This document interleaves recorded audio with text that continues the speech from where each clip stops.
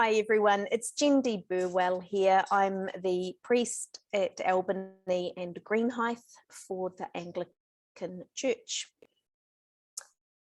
On Sunday, the 31st of July, the readings are from Hosea, and then the Psalm is 107.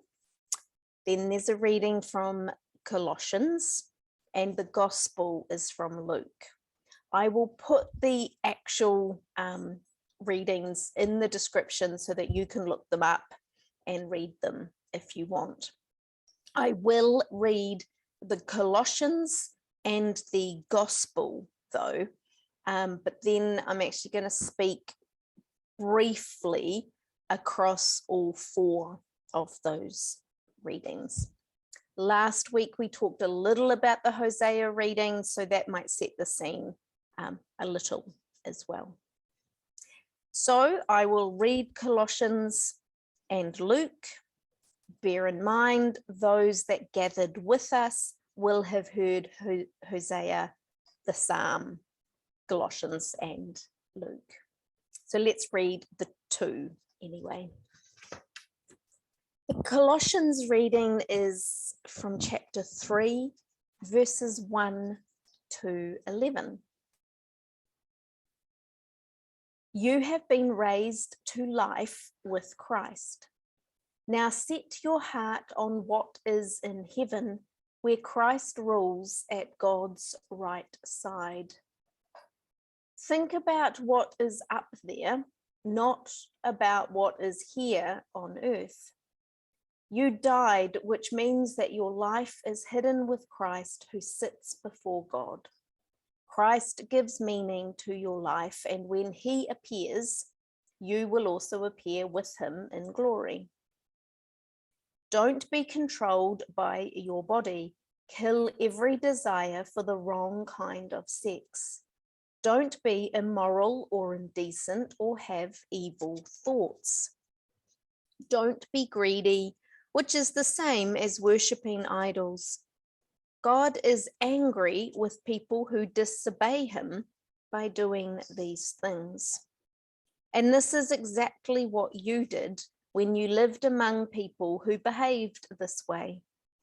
But now you must stop doing such things. You must quit being angry, hateful, and evil. You must no longer say insulting or cruel things about others.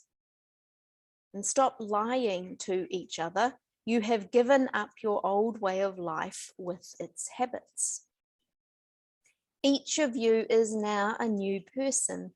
You are becoming more and more like your Creator, and you will understand him better. It doesn't matter if you are a Greek or a Jew, or if you are circumcised or not. You may even be a barbarian or a Scythian, and you may be a slave or a free person.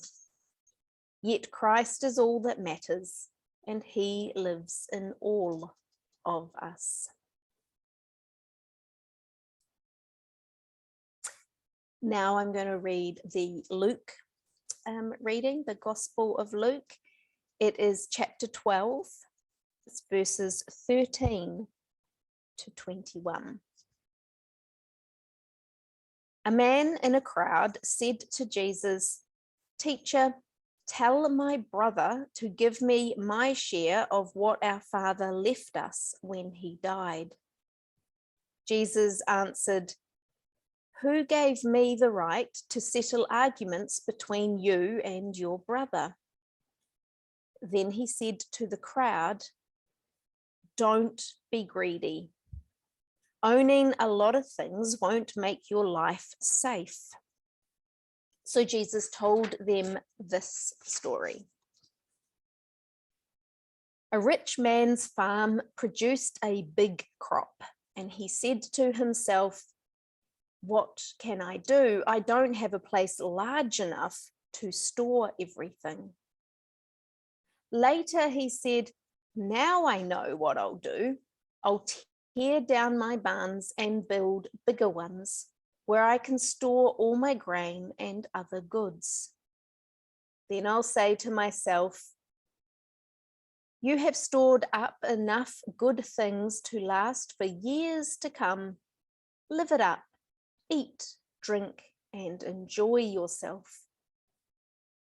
But God said to him, you fool, tonight you will die, then who will get what you have stored up? This is what happens to people who store up everything for themselves, but are poor in the sight of God. May we hear what the Spirit of God may wish us to take from these readings. Thanks be to God. Firstly, I want to thank Seasons of the Spirit. A lot of what I have to say is from them, so I want to give them that credit. What do we think makes us secure? Fear and distrust that we won't have enough can prompt us to grasp for more money and more material goods, to live with this scarcity mindset, with this attitude of fear, and I better have lots because that's where my security will come from. How might a life under the reign of God, how might a life thinking differently lead to different ways of being? Before I talk briefly about Hosea, I also want to point out that there are some big problems with the analogy between the marriage in Hosea and God's relationship with Israel. And I thank the podcast, The Bloody Bible, episode 8, for some really clear ideas about some of the difficulties with the book of Hosea. It's well worth a listen. It is a New Zealand podcast, so The Bloody Bible, it's brilliant. In our newsletter to our communities, details for that will go out. In theory, we hear in Hosea of a God who is rich in love for us. Now, the imagery in the way Hosea treats his wife is problematic. However, the bits I want to highlight today are more God being described in images of a loving, caring parent who guides and cares for Israel. So even when the people turn away, God does not abandon them. And in the Hosea reading, we will have heard, when Israel was a child, I loved him, and took Israel by the arm and taught him to walk. I led them with kindness and with love, and I held them close to me.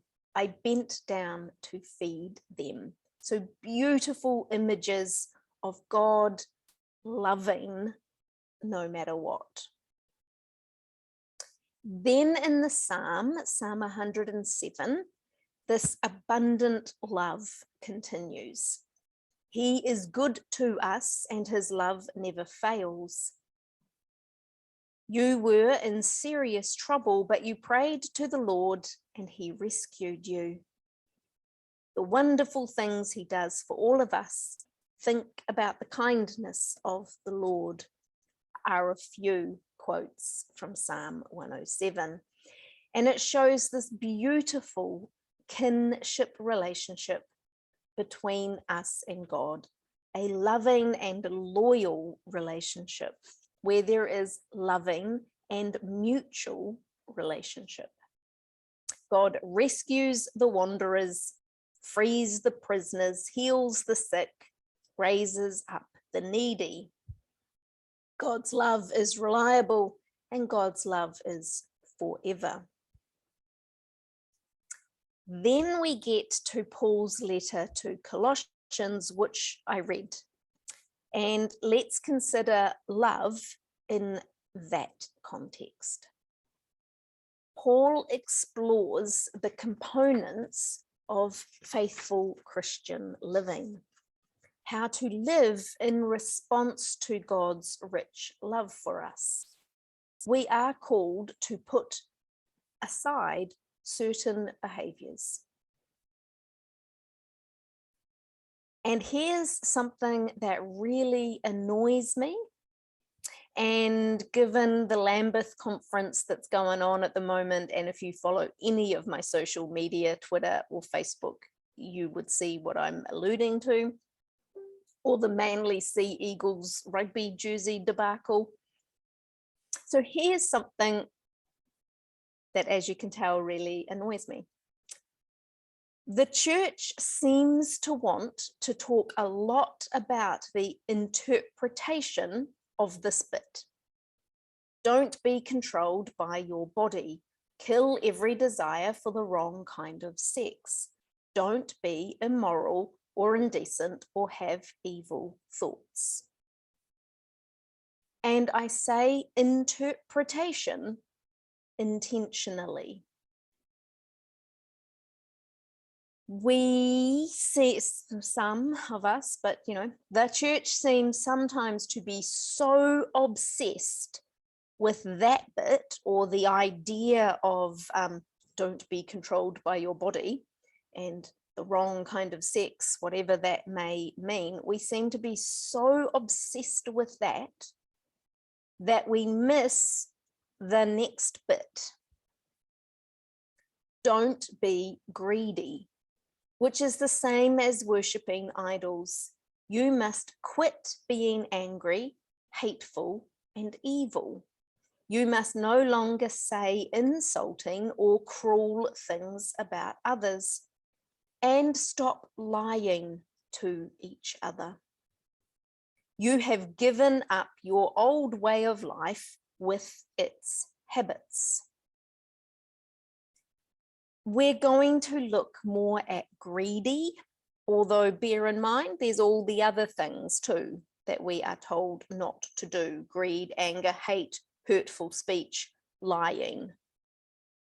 But we're going to look at greed because it ties in really well with the gospel message. The reality is, greed can present itself in many ways. There are many things we can be greedy for: money, possessions, food, status. What other things do we or can we show greed for? Power, control. The word enough can be a really good counterpoint to the word greed. It's a powerful word. How much is enough? How do I have enough so that others can also have enough? The gospel story today is about greed, and it discusses the problem with becoming obsessed with having more and more and more. It should be jarring to us and challenge us to think about our greed too, because we too do have greed in some shape or form or another. I don't think anyone is probably completely immune to that. Maybe in some areas you genuinely do not have enough, and in other areas you might have too much, or an unhealthy desire for greed. And yet enough for all of us is really important. And it is a personal thing to reflect upon. Greed, what is enough? What really is enough? How could I help ensure I have enough and that others have enough too? Last week we looked at the Lord's Prayer, which talked about me having enough food, daily food, but also that everyone else would as well. Now, in most of the parables, or good parables, there is a shocking and sometimes humorous aspect. Most of these we catch when we read them, but for those who live today in the developed world, this one might elude us. The whole concept of a large harvest in ancient times was to share it with the poor.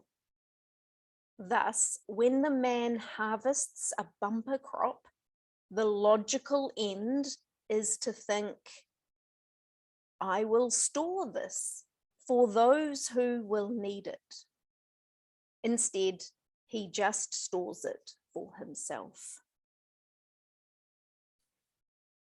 That point lives across the ages. We are doomed when our stewardship of the available resources is self-centered.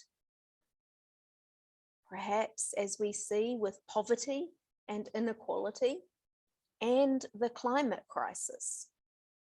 But also we close ourselves off from others when we're only worried or interested in ourselves.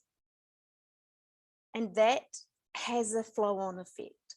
If we put up walls or fences between us and others because we're not participating in a wider caring community, and we're only kind of thinking about our own security, we shut ourselves off from others. We may feel secure, but sometimes there's a price to pay for that security or the feeling of security. And I think about loneliness and a feeling of isolation when we become so self-focused and want to be self-protecting, but completely to the detriment of the wider community, or flipped slightly on its head when I want to do whatever I want to do and I only want to care about me and my rights. Thinking of some protests, we become cut off from the wider community and a wonderful opportunity to care for others, which actually is really good for us too. When we live with this self view or scarcity, there's only so much, so I better keep lots for me, and hoard in some way or another, this is not about financial planning for retirement so that later you don't lack in older age. Rather, this is about greed, pure and simple. And maybe it's hard to see where the line is. Maybe someone's financial planning on a responsible level looks like greed to someone else. And that's the complexities of life. Planning and care for the future is needed, and it's cool, and to some extent we all do it and need to do it. But when it tips over into greed, that is not okay. Sometimes we can kid ourselves, kind of lie to ourselves by saying we're doing prudent planning, but we're actually doing greed. And so I leave that with you to wrestle with for yourself. This parable challenges greed when it can overtake us and it can become an obsession. It's about wanting more and more and more now without regards for the needs of others. Or, as I said, maybe even our deeper needs. A quick thought could be put towards the number of stress-related ailments that now claim people's lives because they are just after more and more and more, and they're busy, busy, busy, and the stress that comes with that. So there's lots to kind of think about when we think about the cost to greed, personal and environmental and other people. Jesus tells us in so many places throughout Scripture that a full life does not mean a life full of possessions. So what is a full life to you? And this is not to make you feel guilty or to react from a negative or maybe immature place. It's an invitation to review your life. What perhaps you do have greed for, not just money. And it's an invitation to correct that way of being. It will be life-giving for you, for others, and for the planet, frankly. And again, I want to stress, sometimes people genuinely have a need for more. They do not have an excess and they need more. Therefore, it is on all of us to review our greed and excess so that those scales can be balanced better, so that we can share better with one another, so that we're not hoarding at the expense of others. We have choices in how we shop, how we store or keep excess produce versus sharing it maybe, how we vote and how we take political action, so that everyone can have enough. Again, last week, this teaching on the Lord's Prayer, we are not called just to pray prayers and do nothing. We are called to put that into action too. So today's parable, I think, reinforces some of what we've learned, every single week that we've read Scripture in our lives. The idea that we are not to just build bigger and bigger barns to store more and more stuff for ourselves at the cost of that being available to others. We are members of a community. We are members of a neighborhood, a family, a country, a planet. Let Jesus invite us to consider what might be greed in our lives and how we can live differently in line with Paul's letter. Maybe when we stop focusing on, one or two minor things, we can actually then talk about the stuff that fundamentally matters to the health of our planet and the health of other people.